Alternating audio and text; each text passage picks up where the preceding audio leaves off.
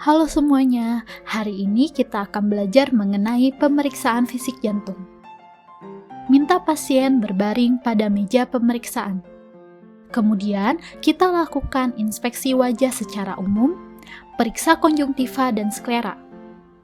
Minta pasien membuka maskernya, lihat apakah pasien terlihat kesakitan, bibir sianosis tanpa sesak nafas ataupun malares. Kemudian, kita lanjutkan dengan inspeksi toraks. Lihat simetrisasi toraks, bentuk dada, pergerakan dinding dada saat pasien bernafas. Perhatikan apakah terdapat deformitas, seperti deformitas pada dinding prekordial atau keadaan asimetris retraksi interkostal atau suprastenal, dan kelemahan dinding dada pada pasien bernafas. Identifikasi apakah adanya pulsasi daerah prekordial dan epigastrium. Lalu, selanjutnya pemeriksaan jugularis venous pressure. Identifikasi dari jugular venous pressure. Minta pasien miringkan kepala ke sebelah kiri dan tentukan pulsasi vena jugularis internanya di mana.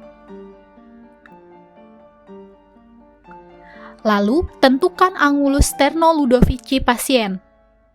Selanjutnya, kita letakkan penggaris 1, sejajar, bidang horizontal, dan tegak lurus terhadap angulus sternoludovici. Penggaris kedua diletakkan sejajar dengan puncak pulsasi vena jugularis interna dan hubungkan penggaris 1 dan 2 sejajar bidang horizontal, bacalah hasilnya. Normalnya 5 ± 2 cm H2O. Menilai ictus cordis pasien sejajar dengan dinding toraks, apakah tampak ictus cordis atau tidak? Jika tampak, tentukan lokasinya di mana. Selanjutnya, lakukan palpasi raba pada basis jantung untuk menentukan ada tidaknya trill. Setelah itu, kita akan melakukan palpasi meraba dinding kiri di apex cordis dengan meletakkan tangan pada perikordium dengan ujung-ujung jari ke arah lateral hemitoraks. Dan tentukan lokasi ictus cordis ke arah medial apabila sudah teraba dengan 2 jari kita. Serta menilai lebarnya, lokasinya, kuat angkat, frekuensi, dan irama. Kemudian, kita akan melakukan pemeriksaan untuk menilai tanda pembesaran ventrikel kanan dengan meletakkan 3 jari pada ICS 3, 4, dan 5 di linea parasternalis kiri. Setelah itu, raba epigastrium untuk menentukan ada tidaknya pulsasi dengan telunjuk kanan pemeriksa. Jika ada, maka curigailah adanya pembesaran ventrikel kanan dan atau pasien terlalu kurus sehingga terlihat pulsasi aorta abdominalis atau terdapat aneurisma aorta abdominalis. Lakukan perkusi pada batas jantung. Pertama, kita tentukan batas kanan. Dengan menentukan batas paru dan hepar, kita perkusi dari suara sonor sampai berubah menjadi dal, kemudian minta pasien menarik nafas. Kita konfirmasi apakah suaranya berubah menjadi sonor atau tidak. Apabila iya, kita akan naik 1 ICS, lalu perkusi ke arah medial dan tentukan batas absolut.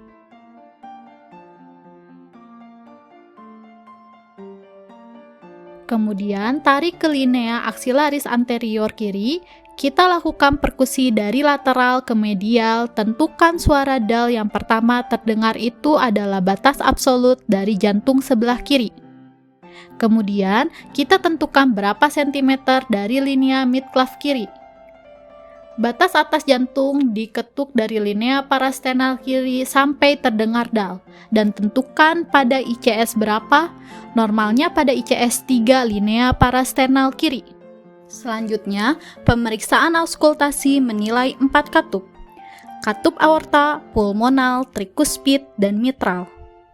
Katup aorta dan pulmonal lakukan auskultasi di ICS 2. Kemudian, katup trikuspid di ICS 4. Dan katup mitral di ICS 5.